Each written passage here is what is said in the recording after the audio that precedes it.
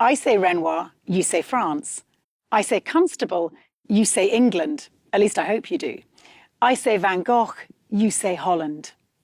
Who knows what the alchemy is that creates these reputations? But some painters seem to become the embodiment of their countries.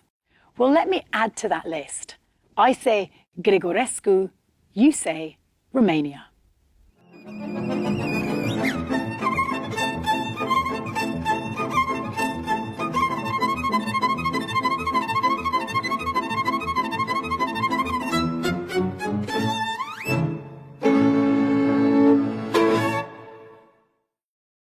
Welcome to Who is Romania, and the man who literally changed the face of Romanian art, Nicolae Grigorescu. Probably the most important Romanian painter of all time, a leader in the Impressionist movement, and to look at, something of a 19th century Orlando Bloom. What made him so phenomenal? Well, in a nutshell, Grigorescu had the ability to mix on his palette the very best of the international artists he rubbed shoulders with, from Millet to Renoir, and at the same time immortalise the spiritual essence, the beauty of the Romanian countryside. 1848, the year that revolution rocks Europe.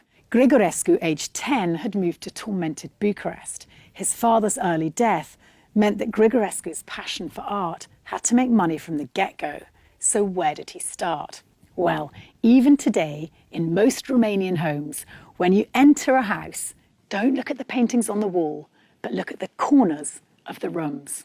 There's sure to be an icon or two looking down, watching your every move.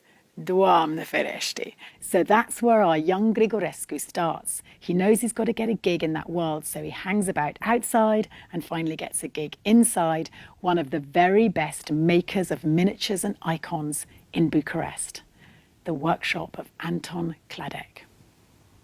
His dream, of course, is to ultimately study abroad, and for that, he has to scale up. So you see him move from painting small icons to much bigger spiritual canvases, churches and monasteries, and probably his most famous, impressive work in this field is Agapia Monastery in Moldova. There you can really see how he captures the Renaissance style, the lines, the colours, the shapes. There's something of Titian, of Da Vinci. He says, icons. They must be made with warmth, to vibrate with one's soul. Otherwise, they are nothing but photographs. And I challenge you, even if you're a non-believer, a layperson, to look at his work, his paintings in monasteries, and not be moved by it. As for Grigorescu, you don't become Romania's most famous painter without a bit of political piggybacking. So you see him depart from his iconography in 1856 and serve up the most exquisite historical composition. Mihai scăpând standardul, Mihai dropping the flag.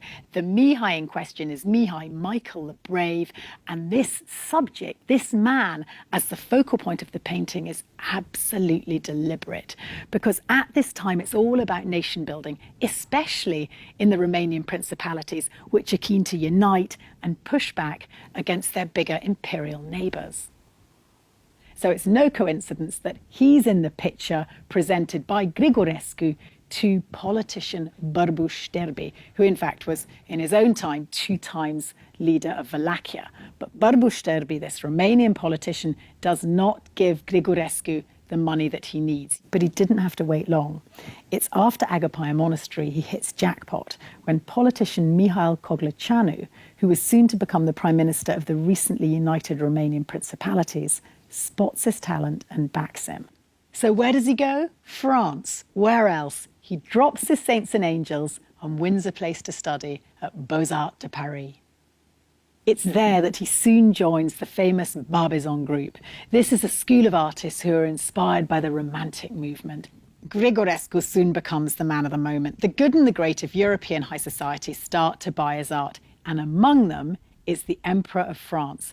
In this context, Napoleon III is pretty significant because he was an early backer of Romanian unification and independence from the Ottomans. So this relationship between Grigorescu and Napoleon is interesting. We know Grigorescu has a nose for reading the political climate. So suddenly he leaves behind his bohemian pastoral France and dons the cloak of a patriot. How does he do this? He returns to Romania and becomes a frontline painter in what Romanians term their war of independence. Back then, frontline painters were the equivalent of photographers. But of course, Grigorescu was never simply going to copy what he saw. He interpreted it. And it's the Attacul de la Smordan, the Attack of Smordan, which is really a historical masterpiece like no other.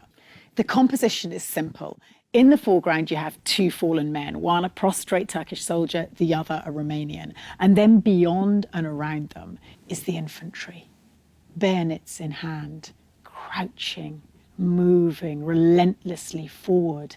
That expression, their hunched backs.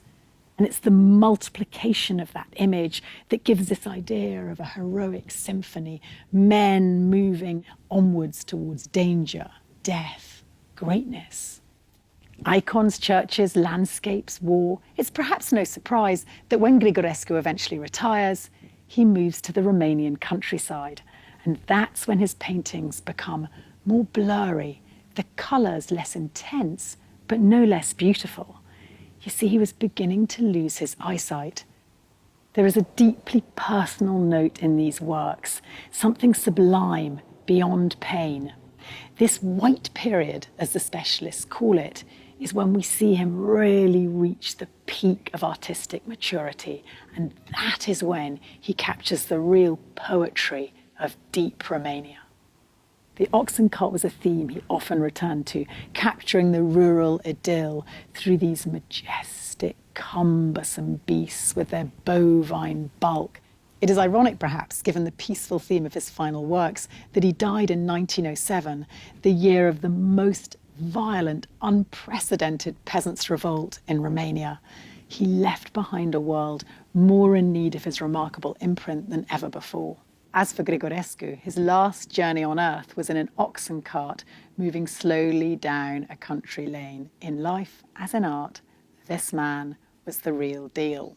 And still today, in our busy world, he speaks to us. He's one of Romania's best-selling artists. His paintings command hundreds of thousands of pounds. And his contribution to Romania, to art, to European culture, well, that's priceless.